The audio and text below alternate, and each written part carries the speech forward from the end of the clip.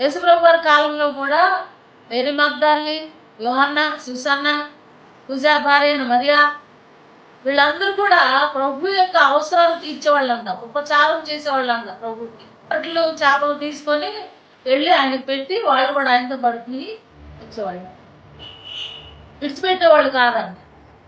పేతురు, యోహాను, యాకోబులు కూడా ప్రభుతో ఎప్పుడు ఉండేవాడు. అక్కడ ఎన్నిసార్లు సాగిస్తీరున్నా ప్రభు 3 రోజులు కూడా చేశారు.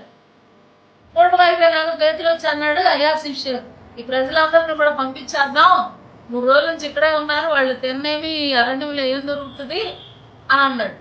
ప్రభు అన్నారు, మీరే వారికి భోజనం పెట్టండి అన్నాడు. మా దగ్గర ఎక్కడే అయ్యా, ఇంతమందికి 200 రొట్టెలు తీసుకొచ్చిన చాలు అయ్యా అన్నాడు. జనంలో చూడండి అన్నాడు. వచ్చిన పిల్లాడు 5 రొట్టెలు 2 చిన్న చేపలు తీసుకొచ్చాడు. ప్రభు వాటిని ఆశీర్వదించాడు. వాళ్ళందరికీ పంక్తులు కూర్చుని పెట్టండి, ఈ వడ్డించండి తీసుకెళ్ళాను.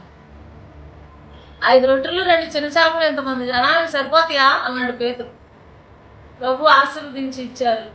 వాళ్ళందరూ తిని తుప్పుకున్న తర్వాత 12 గంపలు ఎత్తారు మిగిలిన మొక్కలు. మళ్ళీ ఎంతటి ఆశీర్వాదం మనం చూసాం. మనం కూడా 12 గంపలు ఎత్తుకున్నాం ఒకప్పుడు. అప్పుడు ఆశీర్వాదం ఇప్పుడు లేదు. లేదు అని అంటే ఎవడో ఏదో తెస్తాడు అని కాదు, మనమే మిగిలి ఉన్న మనమే కాచుకోవాలా. సేవకుడిని, సేవకుల కుటుంబాలను కాచుకోవాలి. మిగిలి ఉన్న గొర్రె ఒకటవనే 2 నాకేం పట్టింది, వాళ్ళందరూ పోయారు, నేను ఇవ్వాల్సింది ఇచ్చేసాను, నీకు పద్దాక ఎక్కడి నుంచి తాను అని అనుకుంటే నీకు పద్దాక ఎక్కడి నుంచి ఇస్తానని అంటాడు యేసుప్రభు. ఉపదేశించే వారికి భాగం ఇవ్వాలిగా. ఏమిస్తున్నాం మనం?